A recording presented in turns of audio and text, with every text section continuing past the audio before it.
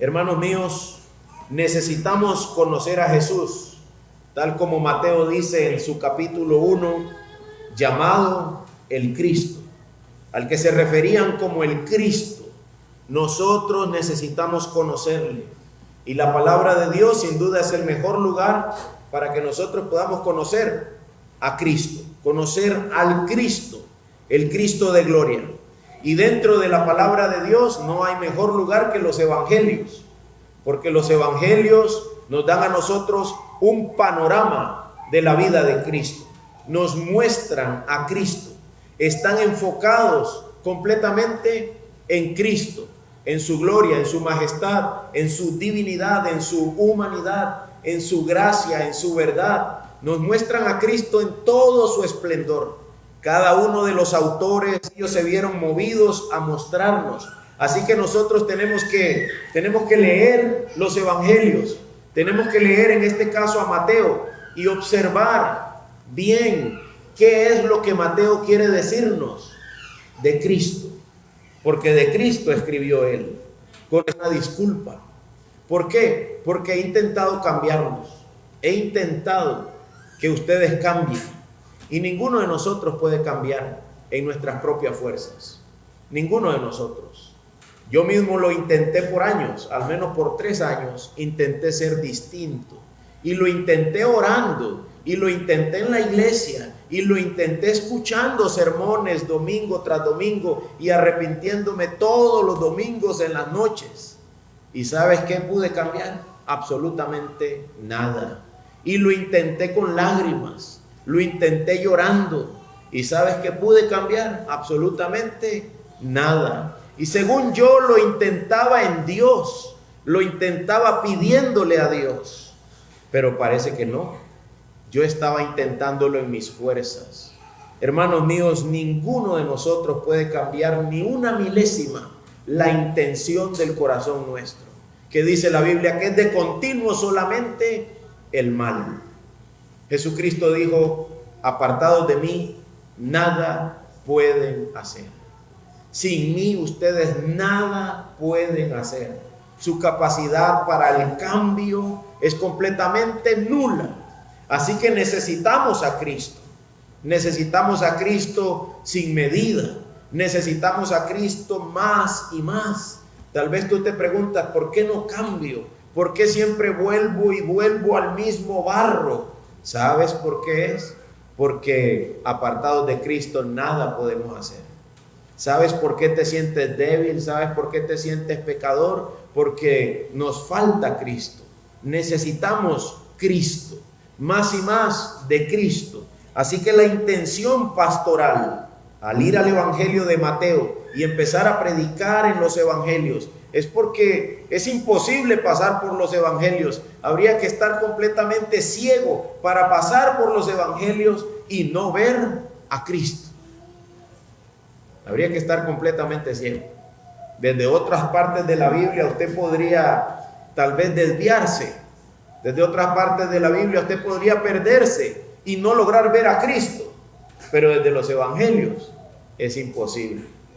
Para iniciar nos dice Mateo, genealogía de Jesucristo. Es imposible pasar por ahí y no darme cuenta que está hablando de Cristo y de que yo necesito a ese Cristo y necesito ver a Cristo. Así que, mis hermanos amados, vamos a este texto con la intención de ver a Cristo, de ver cómo Mateo nos revela a Jesucristo, y lo hace de diferentes formas. Por lo menos en su genealogía lo hace de 3 maneras. Lo hace diciéndonos que Él es hombre en su genealogía. Después nos dice que Él es hombre, pero que Él es especial. Y por último nos dice que además de ser hombre y además de ser especial, hay gran redención en aquellos que miran a Él.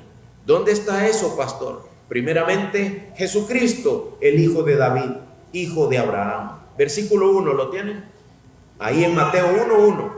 Libro de la genealogía de Jesucristo, hijo de David, hijo de Abraham.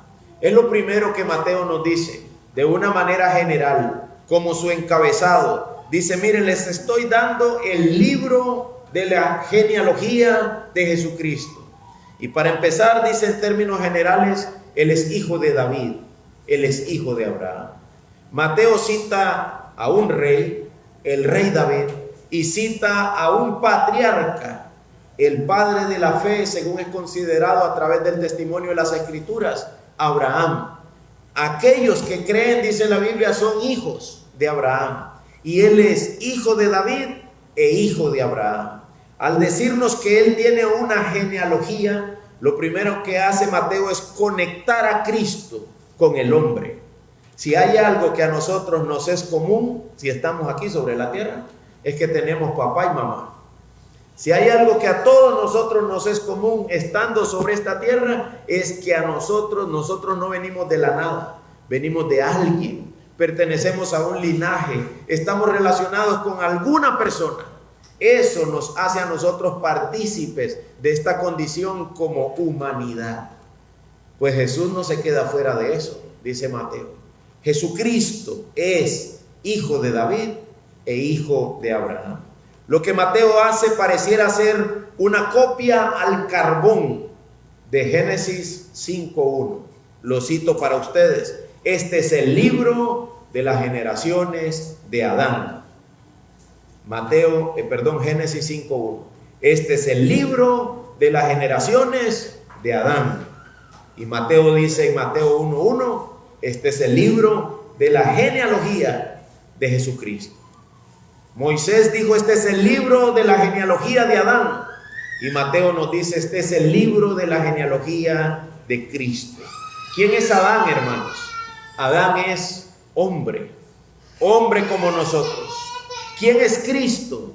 Cristo es considerado por el apóstol Pablo el segundo Adán, el postrero, el otro hombre, el que era especial, el que es distinto, pero sigue siendo hombre, sigue siendo uno de nosotros, sigue conociendo nuestro género desde el punto más relacional, más humano que podría encontrar. Es decir, Él tiene también genealogía. Él no viene de la nada como ninguno de nosotros venimos de la nada. Moisés dijo de Adán que Adán tiene generaciones el día que Dios lo creó. Y a partir de él, todos nosotros estamos vinculados a alguien.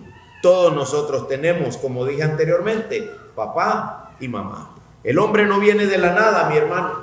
Dios creó a la humanidad y en su proceso de expansión la humanidad ha avanzado. Ha llegado a ser naciones enteras, tribus enteras, lenguas enteras. Pero el hombre en esencia posee padres. El hombre en esencia tiene descendencia. Y Jesús, nos dice Mateo, también la tiene.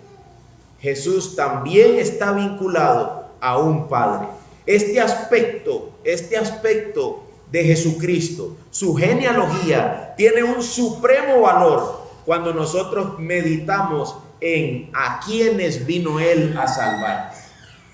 Esta mañana mi padre estuvo leyendo en Hebreos capítulo 2 y ahora yo voy a invitarle a que usted vaya a Hebreos 2 en el verso 16 específicamente. Hebreos 2, 16. ¿Por qué Jesús tenía que ser hombre? ¿Por qué tenía que tener genealogía como Adán? ¿Por qué tenía que venir y formar parte de una familia como nosotros? Hebreos 2:16 dice, porque ciertamente, es ciertísimo esto, hermanos, es imposible de negarse, no vino a ayudar a los ángeles. Él no vino a ayudar ángeles, sino que ayuda a la descendencia de Abraham. Hebreos 2:16. Vino a socorrer a la descendencia de Abraham. Vino a levantar hombres de su condición caída. No vino a rescatar ángeles. Ustedes saben, hermanos míos, que los ángeles, un buen grupo de los ángeles también pecaron. Un buen grupo de los ángeles que Dios creó también se rebelaron contra Él, guiados por Satanás.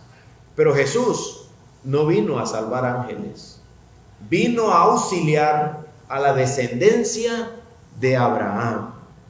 Vino en condición de hombre a reconciliarnos a nosotros con Dios, Lo que Dios está haciendo es por medio de Cristo reconciliar gente débil, hombres, personas comunes y corrientes, cuyas vidas son deplorables, sumamente necesitadas de la gracia.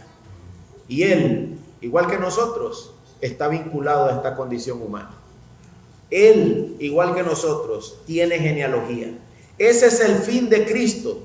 Los hombres que del mundo me diste, le dice Jesús a su Padre en Juan 17. Los que del mundo tú me diste, yo los he salvado. Les he dado mi palabra. Ellos la han recibido. Ellos permanecen en ella. Y no te pido solo por ellos, dice, sino también por todos los que han de creer por medio de la palabra de ellos. Hermanos míos, estamos siendo rescatados y somos rescatados por el solo hecho hermoso y glorioso de que Jesucristo tiene genealogía, de que Jesucristo es hombre, es un ser humano como tú y como yo. Nació en esa condición. Es glorioso, es hermoso, pero es primeramente hombre en medio de nosotros. Tiene papá y mamá. Cuando el creyente ve a su Señor Jesucristo, cuando el creyente ve a su Señor, a menudo, dicen los teólogos, no consideran la condición de hombre que Él tiene. A menudo hablamos de Cristo y nos referimos a Cristo y no lo valoramos como uno de nosotros. No lo reconocemos como uno de nosotros. Les dije una vez que en una clase de teología le pregunté a mi profesor a un nivel de una maestría, y él tiene un nivel más alto, un doctorado. Le pregunté yo al profesor si la encarnación de Cristo lo afectó en algo. Yo quería oír sus opiniones, estamos hablando de eso, ¿verdad? El tema era la encarnación de Cristo. Y él me dijo, mira, no entiendo tu pregunta. Yo no seguí intentando, éramos como 45 alumnos, no podía seguir ahí dominando la palabra. Pero hermanos míos, cuando yo medito en eso, yo digo, ¿cómo no sería afectado si vino a nacer entre nosotros? Si vino como uno de nosotros, vinculado a una genealogía como cualquiera de nosotros, algo que Él no había tenido antes. Eso ocurrió cuando Él vino a la tierra. Juan en su evangelio dice, el verbo se hizo carne. El verbo se hizo carne. Mateo en su evangelio dice, Él tiene genealogía. Él está vinculado a nuestra condición humana. Hermanos míos, debemos meditar más en todo lo que esto significa y preguntarnos, como dijo un teólogo contemporáneo, si nosotros andamos con Cristo. ¿Andas con Cristo? Dice él. ¿Andas con Cristo? ¿Viniste hoy con Cristo? ¿Viniste con Cristo? Pastor, pero ¿cómo yo puedo venir con Cristo si yo soy hombre y Él es Dios? ¿Cómo yo puedo venir con Cristo? Pero Él mismo dice en los orígenes de su evangelio que Él es uno de nosotros, que Él es también uno de los descendientes de Abraham, uno de los descendientes de David, que el reinado y la fe se conjugan en Él. Él puede andar contigo. Él ha dicho que estaría con nosotros todos los días de nuestra vida. ¿Anda Él contigo, hermano? ¿O lo consideras tú a Él algo que está muy lejano? Si nosotros no lo consideramos a Él como hombre, perdemos la cercanía que Él tiene con nosotros. Dice el autor a los Hebreos que Él es lo que nosotros necesitamos para el oportuno socorro, justamente porque Él conoce nuestra condición y puede compadecerse de nosotros, ya que Él es hombre como uno de nosotros. Hermanos, creo que no debemos perder esta belleza de Cristo, su humanidad, y hemos de reconocer su naturaleza en lo más íntimo, que nos ayude eso en lo más íntimo de nuestra condición humana, también como seres caídos. ¿Te sientes débil? ¿Te sientes pecador? A algunos les dije que los iba a llamar para disciplina, no los he llamado porque no hay varones al lado mío ahorita, están ocupados, mi papá anda trabajando, los demás hermanos todos están trabajando, algunos no están a la capacidad de llamarlos como testigos en un proceso de disciplina, entonces no los he llamado, pero sabes, cuando yo los llame, ¿Sabes qué voy a decirle? Hermano, estás pecando. Hermano, estás actuando como un perdido. Arrepiéntete. ¿Qué te pasa? Ahora te pregunto a ti que me escuchas hoy, ¿te sientes así? ¿Te sientes así? Has luchado, has intentado y no has podido, no has logrado tener una mentalidad santa. Cristo te entiende mejor y te entiende aún mejor que yo. Ve a Él y suplica su perdón. Ve a Él y suplica su auxilio. Pastor, lo he estado haciendo, sigue yendo. Pastor, ya llevo 1 año en esto, yo pasé 3. ¿Cuánto llevas tú pidiendo su gracia? ¿Cuánto llevas tú dándote cuenta que eres un pecador? Hermanos, aquí no es malo ser pecador. Aquí lo malo es ser hipócrita. Aquí lo malo es apariencias. Aquí lo malo es aparentar que estoy bien y estar mal. Aquí lo mejor que yo puedo hacer es ser honesto, ser sincero e ir a Cristo. Él me conoce bien. Yo no puedo ocultar delante de Él nada, absolutamente nada. Sabe quién soy y sabe cómo soy. Y a la misma vez, esto lo faculta a Él, porque Él también es hombre. Esto lo faculta a Él para entenderme, entender mi condición débil, entender mi necesidad de gracia. Algunas veces nosotros estamos en una modalidad crítica, y digo criticando a otros, juzgando a otros. ¿Cuánto de mal habrá también en nosotros? Y nadie nos dice nada. ¿Cuánta maldad habrá en nosotros, hermanos? Y la gente nos tolera y nos sonríe. Y uno dice, ay, es hipócrita. Y él dice, no sabe que yo digo eso de él. Pero solo Dios sabe lo que él piensa de mí. Solo Dios sabe todo lo malo que yo hago y que yo no puedo ver. El ojo, decían los viejitos, solo puede ver para afuera. El ojo le cuesta mucho ver para adentro. Ahora lo que estoy diciendo es, hermano mío, todos tenemos necesidad de ir a Cristo. Todos tenemos necesidad de ir a Cristo. Todos tenemos necesidad de que Él nos auxilie. Y por su humanidad, Él es lo mejor que podríamos tener para que esto podría ser hecho. Él es lo mejor que podríamos tener. La pregunta es, ¿veo yo a Cristo en su condición humana? ¿Veo yo a Cristo en su condición humana? Mis hijos me ven todos los días. Ahí estoy viendo a Manuel y a Moisés. Moisés está ahora unos días en la casa. Mis hijos me ven todos los días. Yo los veo a ellos todos los días. Ellos ven mi pecado. Yo veo el pecado de ellos todos los días.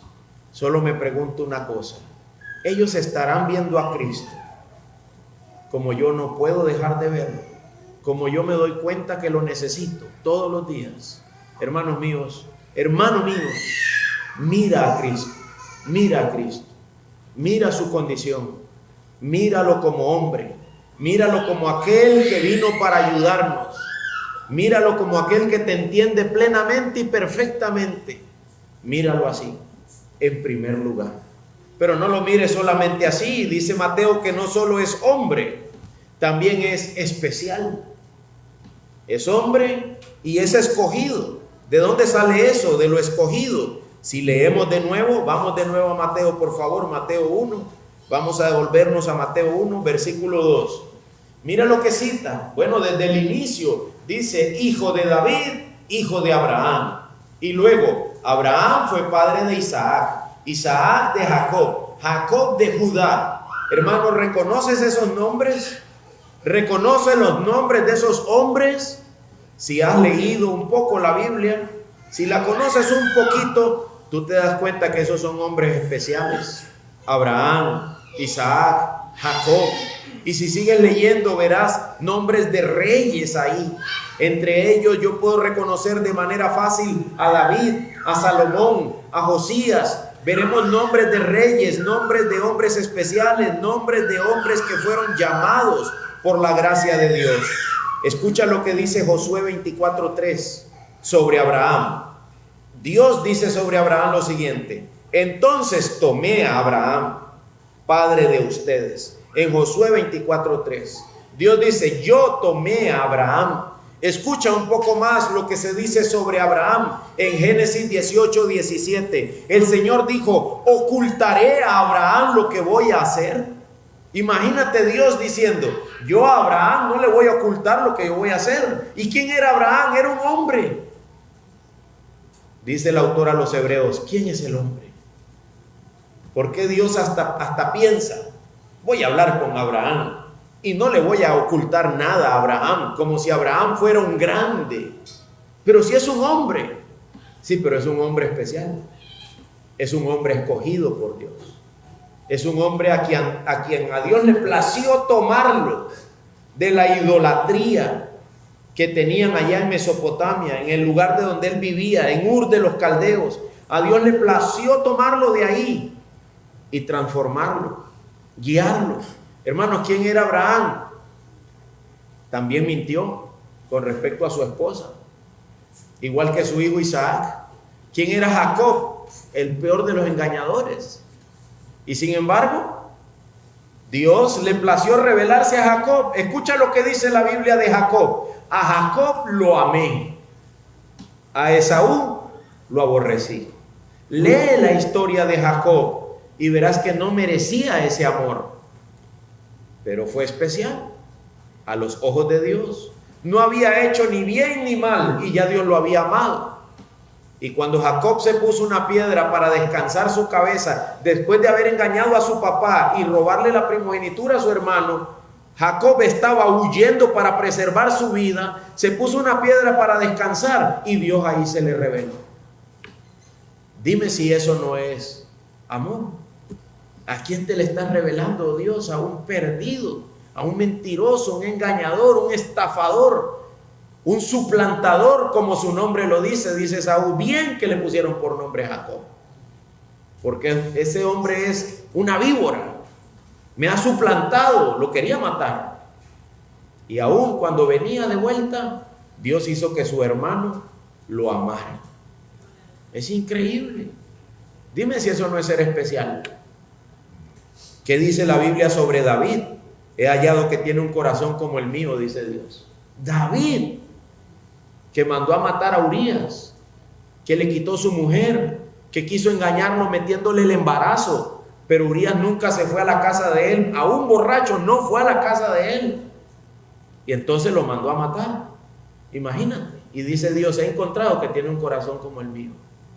Y uno diría: ¿cómo puede ser eso? Los ojos de Dios son ojos especiales, compasivos, misericordiosos. Es algo increíble.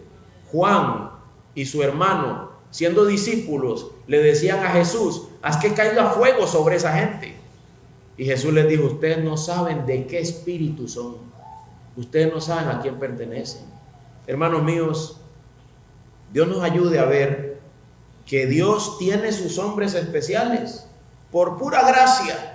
Y dentro de esos especiales, adivina quién: Jesús, el especial de los especiales.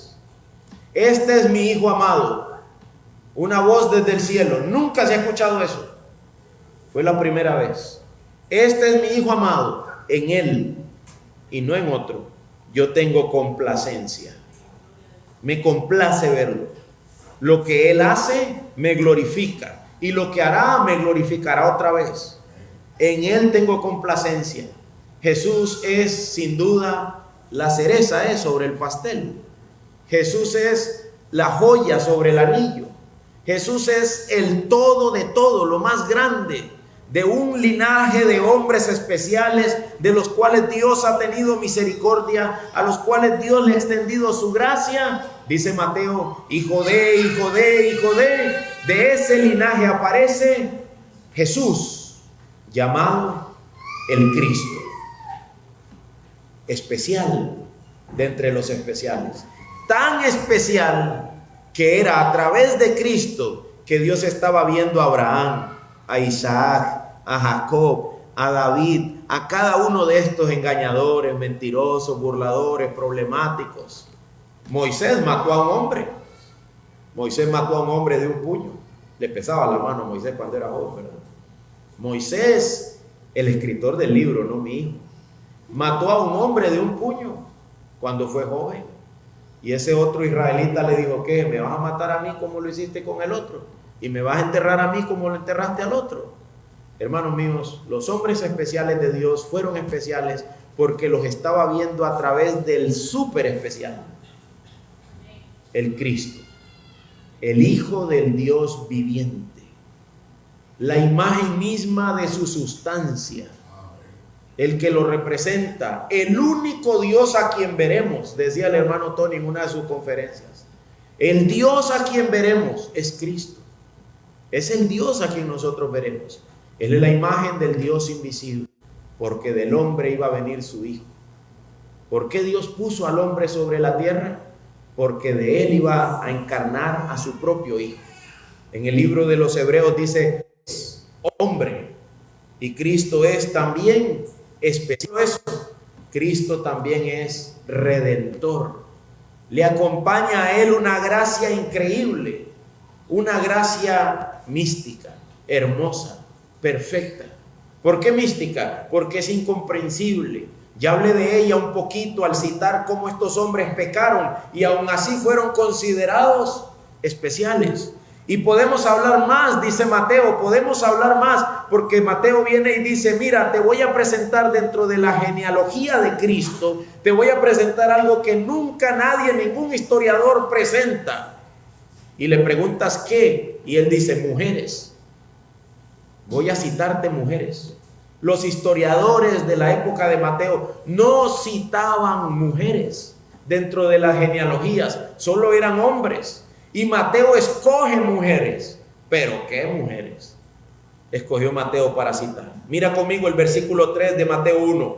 Judá fue padre de Fares y de Sara, cuya madre fue Tamar.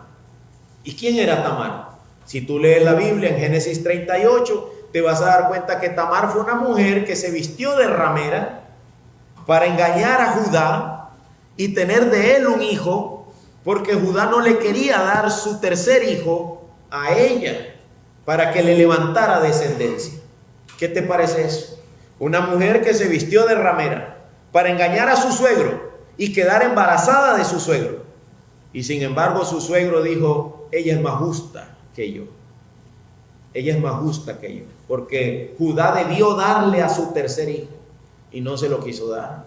Cuando ella vio que ya era tiempo que le dieran al tercer hijo y Judá lo negó, ella estableció engañarlo. Se vistió de prostituta, se sentó junto al camino. Judá fue y se acostó con ella. Ella le quitó unas cosas como señal para que luego él le pagara. Pero esa no era la idea. La idea era retener el báculo y el anillo de Judá para luego decir públicamente, del que es esto estoy embarazada. Mátenme si me quieren matarles, pero a quien le pertenece esto, de él yo estoy preñada. Y adivina quién era. Y Judá había dicho, mátenla. Ah, qué justo. Y ella dijo, pero el que me dio esto es de quien yo estoy embarazada. Pero hermano mío, lo que hizo Tamar es, hay que pensarlo. Hay que pensarlo. Y sin embargo, dice Mateo, mira, ella fue una de las que Dios escogió para que de ella viniera el Cristo. Solamente aparece Tamar en la lista. Versículo 5, Salmón fue padre de Booz, cuya madre fue Rahab. ¿Cuál Rahab? La ramera, la prostituta del muro de Jericó. Esa Rahab. Una más, aquella se vistió de ramera, esta era ramera. Y ahí aparece en la genealogía del Señor. Luego si vas al verso 5, Booz fue padre de Obed, cuya madre fue Ruth. ¿Cuál Ruth? La moabita, la que no es israelita, la que no tenía nada que ver con el pueblo de Dios, cuyo Dios no era su Dios, cuyo pueblo no era su pueblo. Y sin embargo, esta mujer ejerció una fe increíble. Creo que silenció la voz de su suegra, que sí era israelita, que sí pertenecía al pueblo de Dios. Ruth la moabita, la que no tenía nada que ver con Dios, pero también fue salva. Mateo dice, mira, lo que acompaña a Cristo es increíble. Es increíble. No tienes ni idea del poder que tiene para levantar almas caídas y perdidas. Es como Si Él pasara por aquí, decía una canción pentecostal, ¿verdad? Jesús está pasando por aquí. Ojalá siguieran cantando esas cosas. Jesús está pasando por aquí. No sé qué más dice, que todo lo que Él toca lo levanta, ¿verdad? Le da vida, lo resucita. Hermanos míos, hay un linaje tremendo de mujeres con unas historias un poco turbias. Y sin embargo, en Cristo son parte de este linaje especial. Son parte de este linaje real. Y solo ellas. No, falta otra también. Dice versículo 6, Salomón, cuya madre fue Betsabé. Y dice Mateo, había sido la mujer de Urías. Esta es aquella que David embarazó, dice Mateo. Esta es aquella que David se dejó, que se la quitó a Urías y mandó a matar a Urías. Esa es esa mujer de la cual viene Salomón, el rey grande de Israel. David fue gran rey, pero Salomón le dio una paz tremenda a Israel. El siglo de oro lo vivió Israel bajo el gobierno de Salomón. Hombres especiales, salidos de mujeres raras, hombres malos también, mujeres malas también, pero todas en Cristo redimidas. Redimidas. Allá las vamos a ver, ¿verdad? Allá las vamos a ver. A usted, Rahab, un gusto, hermana, Dios le bendiga, ¿verdad? Y ella va a decir, y usted es Ediel, un gusto, Dios le bendiga. No nos acordaremos más de esta decadencia, porque en Cristo somos redimidos. No es la última. Dice también Mateo que aparece una mujer llamada María. Vaya conmigo a ese versículo de Mateo capítulo 1. Mateo capítulo 1, el versículo 16. Jacob fue padre de José, el marido de María, de la cual nació Jesús. ¿Y qué tiene esa, pastor? ¿Qué tiene María? ¿Qué tenía María? Según José, María lo había engañado. Según José, María había estado con otro hombre. Su embarazo era dudoso. Todas las mujeres que están citadas en la genealogía de Cristo, ahí en Mateo 1, 1 al 17, son mujeres con una reputación dudosa. Todas ellas, incluyendo a la misma madre del Señor Jesús, que aparentemente la embarazó otro hombre, al punto de que José se quiso ir de ahí. Dice Mateo 1:18, el nacimiento de Jesucristo fue como sigue: estando su madre María comprometida para casarse con José, antes de que se llevara a cabo el matrimonio, se halló que había concebido. Imagina, por obra del Espíritu Santo. Nos reiríamos, ¿verdad? Así como algunos lo pensamos. ¿Qué mujer queda embarazada del Espíritu Santo? Por favor, eso fue lo que José pensó. Esto es locura. Sigue diciendo el texto, y no queriendo denunciarla públicamente, porque habrían tenido que matarla, José quiso abandonarla en secreto. No queriendo denunciarla, porque había que matarla, estaba comprometida con José, y ella le había sido infiel. De personas de dudosa reputación, de mujeres infieles y de hombres malos, viene Cristo. Pero a la misma vez, al estar en la genealogía de Cristo, su condición cambia. Dice el apóstol Pablo, Dios ha escogido lo vil y lo despreciado del mundo, lo que no es, para anular lo que es, para que nadie se jacte delante de Dios. Y eso vil y menospreciado queda en evidencia cuando uno lee la genealogía de Jesucristo. Gente mala es lo que Dios ha escogido. Hermanos míos, la gracia requiere a un pecador. La gracia requiere a un pecador, a alguien que reconoce su pecado. Y ahí necesitamos empezar a ver a Cristo. Para tener a Cristo todos los días tenemos que empezar por reconocer nuestra maldad, abandonar las apariencias, dejar de aparentar lo que no somos y reconocer que solo en Él nosotros podremos ser limpios. En lo que nos gloriamos es en la gracia de Dios. En esa gracia Él nos escoge para Él, siendo nosotros pecadores con un triste pasado y aún a veces con un lamentable presente. Pecadores que necesitan de su auxilio. En conclusión, dice Mateo, nos deja ver que este Cristo es especial Nos devolvemos otra vez a Mateo 1, el verso 17, para leer aquí lo que dice. De manera que todas las generaciones, desde Abraham hasta David, son 14 generaciones. Desde David hasta la deportación a Babilonia, 14 generaciones. Y desde la deportación a Babilonia hasta Cristo, 14 generaciones.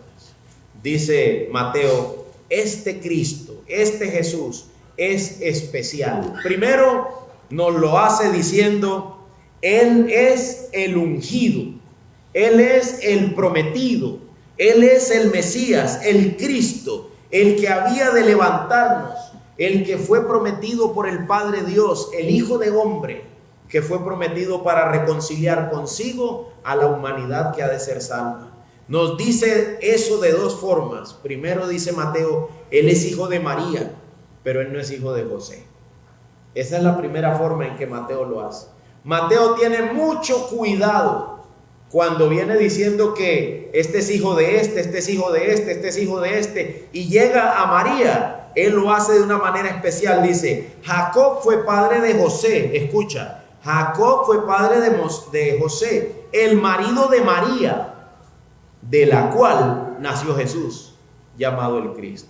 No dice que Jesús es hijo de José, dice que Él es especial, porque Él es del Espíritu Santo.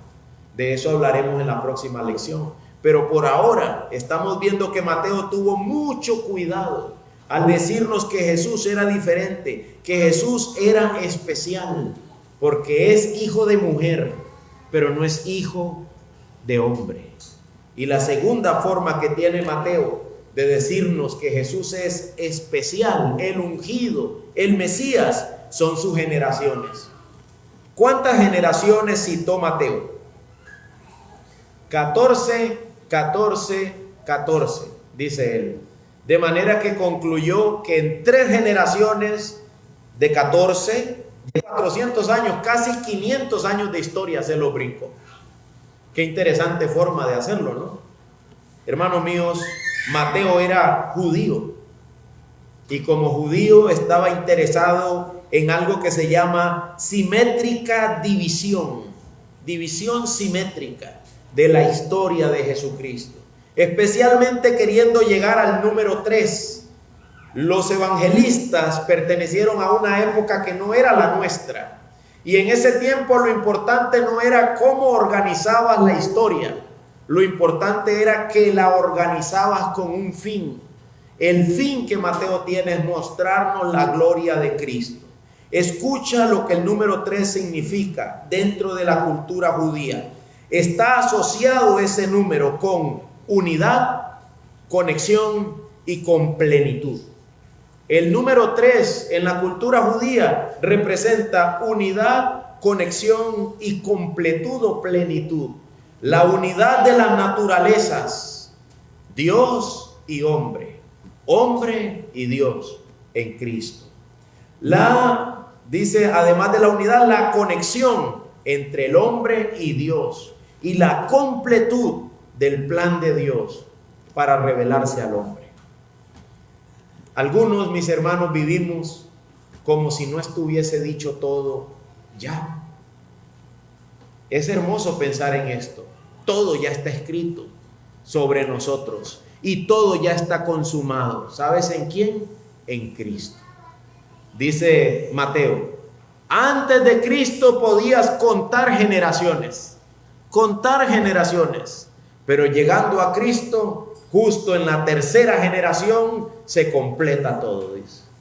Y uno diría, ¿cómo haces eso, Mateo? Mateo respondería, no importa, lo importante es que ya llegamos a Cristo y hecho está, consumado es. Hermano mío, la razón por la que estábamos nosotros aquí era ver venir a Cristo. Eso era todo. La razón por la cual la humanidad estaba aquí era para ver la venida del Mesías, el prometido. Y la razón por la que nosotros hemos de seguir viviendo es verle otra vez. Esa debe ser la única razón. Volverlo a ver. Volverlo a ver. ¿Cómo está, hermano Roberto? Hermano, gracias a Dios, bien.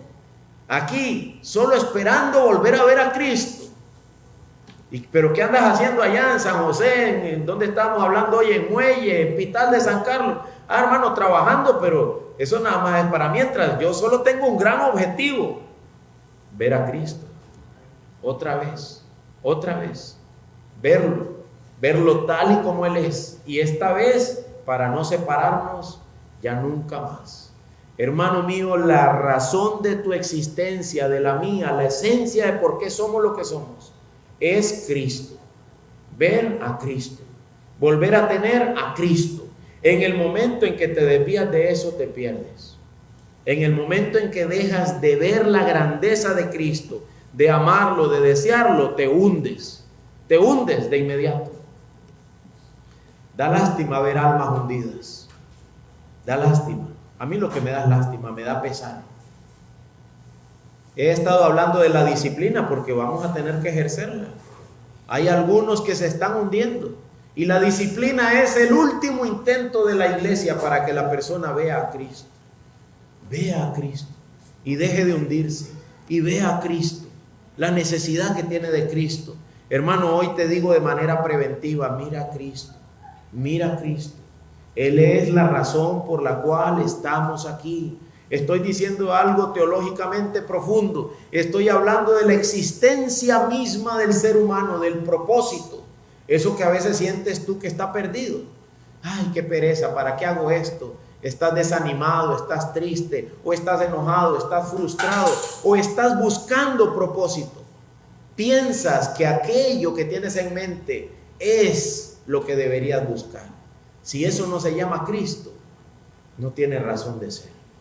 Mateo dice: Él es el prometido. Él es el ungido, el que nuestras almas necesitan. Él es el fin de la existencia humana. De Cristo, mi hermano, se dicen cosas grandiosas. El prometido, el hijo de David, el niño rey, nuestra esperanza, nuestro gozo, nuestra paz, nuestra vida eterna, nuestra redención, aquel en quien nuestros pecados son borrados, aquel a quien pertenecen toda la gloria, la honra y el honor, el león de la tribu de Judá, el rey de Israel, el principio y el fin. Él es absolutamente todo lo que nuestras almas necesitan. Voy a parar aquí porque ahí paró Mateo. La primera sección de su introducción al Evangelio fue: quiero presentarles de dónde viene el Cristo.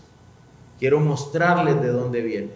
Quiero mostrarles que Él es hombre como nosotros, pero quiero mostrarles que Él es especial también, como el ungido de Dios. Y quiero mostrarles la redención que viene con Él. ¿Tú quieres de eso? Solo necesitas tocarlo, ¿verdad? Dijo esa mujer: si tan solo tocare el borde de su manto, seré salva.